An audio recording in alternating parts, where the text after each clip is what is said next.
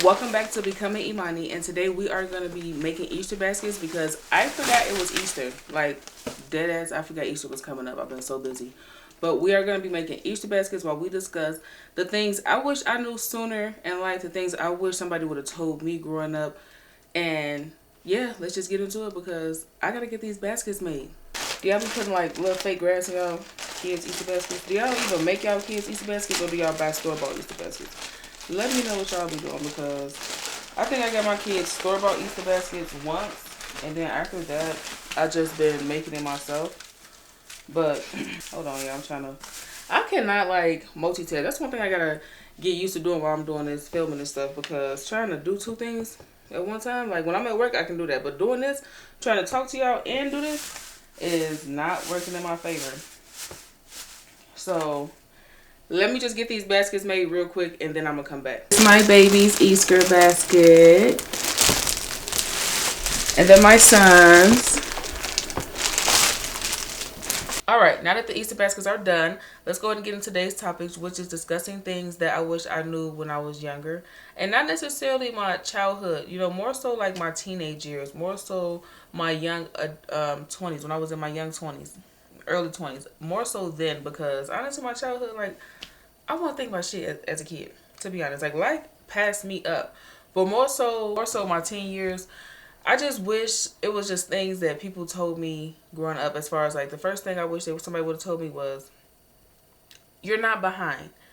Stop comparing yourself to other people. Because when I was in my teenage years and high school and early 20s, I used to compare myself so much to other people and be like, well, they're the same age as me and they have this going for themselves, they have that going for themselves. But again, I don't know how long they've been doing this stuff. So I can compare my day 1 to somebody else day 200 or day 30, And that was one thing that I really did really, really bad. So I wish somebody would have told me like, hey, baby, your path is your path. Your journey is your journey. Stop comparing yourself to other people and just focus on your garden. That would have been a big, big, big. And I feel like especially nowadays with the girls nowadays and the way the world is going now, I feel like telling them you're fine, you're on the right path, you're on your journey. That's something that I'm always constantly telling my daughter because I would not like for her to compare herself to anybody because comparing yourself to other people for what? Why am I comparing myself to you? There's no logical reason I can even come up with sitting right here right now with you guys today on why I was comparing myself to other people. And I know I'm not the only one who do it. Everybody else like to sit here and be like, oh, no, I don't do this, I don't do that. Baby, I'm honest with myself. Okay? I am so honest with myself. Like, it's crazy. It's nothing you can do or nothing you can call me out on because I'm so honest with myself and I know myself already.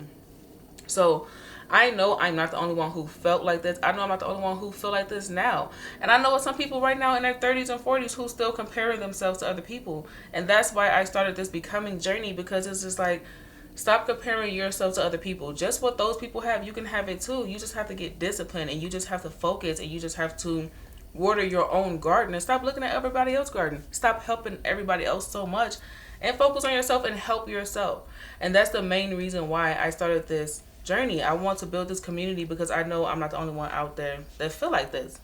Romanticize your life now. I feel like because I've been raised to have a good work ethic, and it's nothing wrong with having a good work ethic. Trust me, it's nothing wrong with that. I'm raising my kids to have a good work ethic, but I've been raised to push, and I've been working so hard that life has passed me up. I'm 29, and here I am now trying to figure out who Imani is. I'm trying to figure out what I like. When I was stuff I should have been doing in my teenage years, in my childhood, in my early 20s, Now I'm trying to figure it out, and I'm not going to be completely transparent here. I'm a little shy about that. I'm a little embarrassed about that because I feel like at 30, you should know who you are. But again, that's society making me feel like I should know who I am. You know what I'm saying? Like 30 is when your life really begins because 30 is not old, but it's old enough for you not be doing that dumb shit. So your 20s was for you to like, and really your early 20s. I say about 26, 25, you should be done with that bullshit. But I'll give you to 30.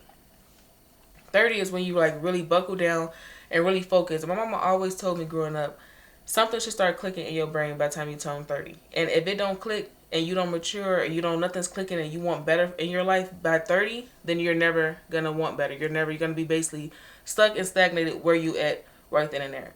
And maybe that's what it is for me because I promise you, I was not thinking how I'm thinking now about having my own businesses, about starting stuff, about basically being happy and being me. I was not thinking like this then. And I wish I was thinking like that, because then I'll be where I want to be in life. But I was too busy comparing myself to other people, working, pushing myself hard, trying to get the materialistic things. And at this point, fuck materialistic things. Like, the materialistic things are going to be there. How are you as a person? How is your personality? How are your morals? You know, how do you treat people? How do you treat your family? How do you treat your kids? That's what's most important. Family, and family is what you make it. And that's why I'm trying to change, and I'm trying to heal, and I'm trying to grow better for my kids, because I don't want them to grow up in no toxic bullshit. I do not want my kids to grow up in toxic bullshit. Consistency over motivation. Like, consistency over motivation is definitely something I wish I knew back then also, because it's more so like, I've always been a type to, if I don't see the results like this, I'm a fast-paced person. So if I don't see results like this, and if I don't see the outcome, if I can't catch on to something, if I can't learn something how I feel I should be learning it fast or catching on to it, then I just give up. I'll just stop, and I'll just be like, okay, I don't want to do that no more. I stop. And I've always been like that. It's so many things that I tried to do and start in my younger years, and I stopped doing it because it was hard, or because I didn't catch on how I wanted to catch on, or because I lost my motivation. So I was like, forget it, I'm not going to do it. And in your teenage years and in your early 20s, when you're, especially now with social media leading the world and the internet and technology leading the world, these young people need to know, like, stay consistent with whatever you want to do. You're not going to always be motivated.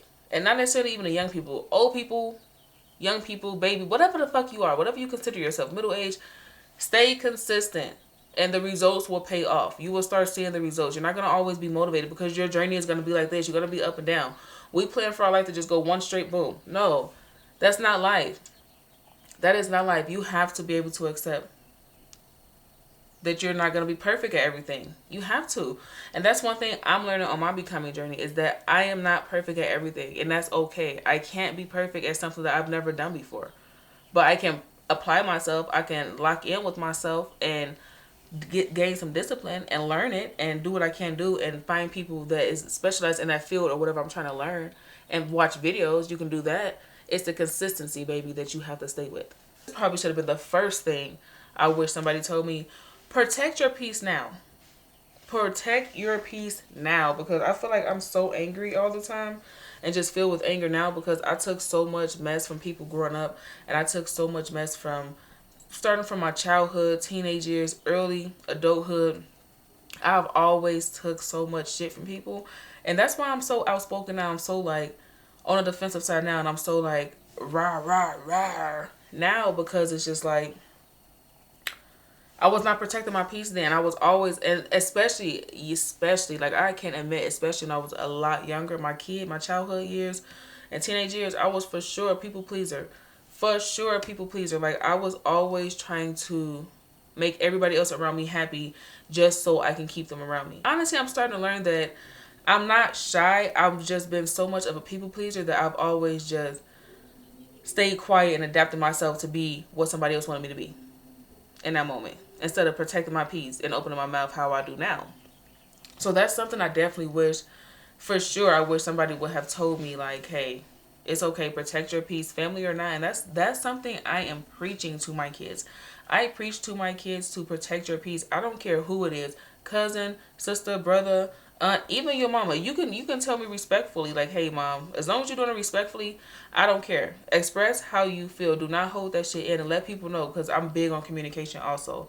So I'd rather let you know exactly what it is, that way you don't think it's something that it's not. And that boils down from my childhood too, because I used to always let people just be like, oh, you like this, you like that, you want to do this, you want to do that. Instead of just voicing my opinion on stuff, I would just go with the flow. And that's kind of how I am now. I'm just go with the flow. And no, fuck that. This is what I like. This is what I want to do. And this is what I'm not going to do. And that's how I'm voicing it to people. Comment below and let me know one little thing that you wish you would have known, or what's one thing you're learning on your becoming journey. Don't forget to subscribe to my channel and connect with me on Instagram at Becoming Imani.